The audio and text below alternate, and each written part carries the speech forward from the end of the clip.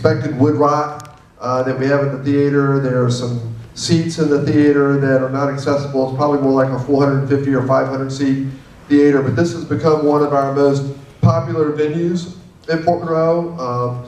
We have churches that rent it. We have the Hampton Police and Hampton Fire Department use it for ceremonies. We do lectures in there. The National Park Service rents it for various events. We did a student event there recently, and as our partner organization, they participated financially with us on that. We have one of our wonderful companies here, Liberty Source. Actually, they have several hundred employees. When they can't all get together in their building they're in, so they actually use this as their training facility when they have to go over a new software program. We do concerts in there. It's our backup site for the commemorative events of August 2008. This is a very popular event space, but this is one of the projects that needs it to reach its full potential. It needs a lot of work. There is no back room. All this space back here is mechanical space. It is not accessible from inside the theater. It's only accessible from outside. There are no restrooms, so we showed a conceptual plan where restrooms could be added.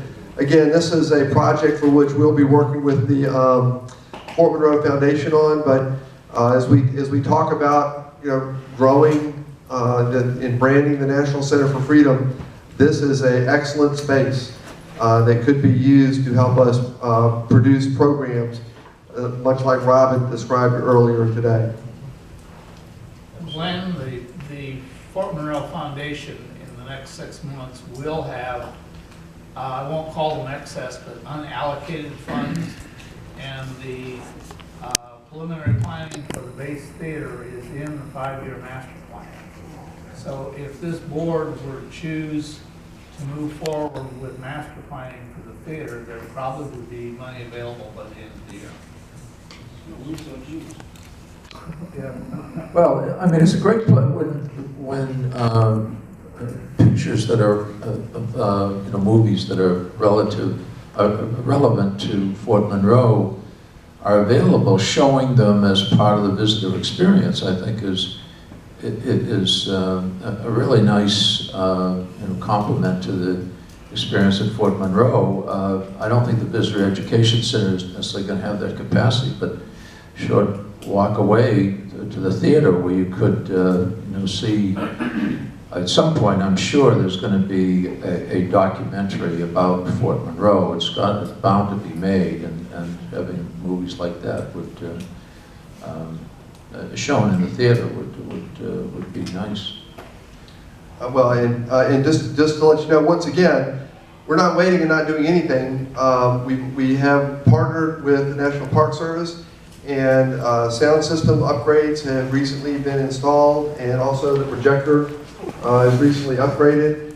It is nowhere near the being able to reach its full capacity of the entire movie projector screen, but we are making improvements which are making it much more marketable and actually delivering a better product when we do put this out there. But what I'm hearing from the board and seeing the nodding heads is that, Mike, if we can come up with the funds to start doing some master planning, that would be in cooperation with the Historic Preservation Officer, that we can actually come back to you in, say, another year and perhaps be presenting to you some master planning for the theater. Okay. It's the one structure, Yes. the one structure that will provide you with a variety of uses and also bring you revenue. Special programming, public programs, programming that Robin and his folk would do. There are just a variety of ways. We have a 450-seat theater. It's already too small for us. And all manner of people are constantly asking us, when we have special events, people are paying money to use the theater that we have. And this has the same kind of potential. As a revenue producer, I don't know anything unless it's the gift shop that has the same kind of potential that this has to bring in a return on your investment. Yeah, Mary? Good point. I want to echo those comments, and I know we're getting a lot of updates and they're all important, but at some point we have to make priority and what comes first is the dollars. And just as one person, I want to promote this as one of the first ones we ought to do because of what Dr. Ellis just mentioned, I think he's absolutely on target. And while I think all of these are important and worthy, I realize we won't have all the money at the same time, so we ultimately have to make some choices. And just for the record, this is my vote for the first one that could really make a significant impact. I agree. Thank you. You know, movies, biopics, documentaries, even having discussions consistent with the National Center for Freedom, using that stage. Yeah, this is a really important asset. So, good. It's a priority. Thank you. I added quarters number 1, and Terry may want to tell us a little bit about the work.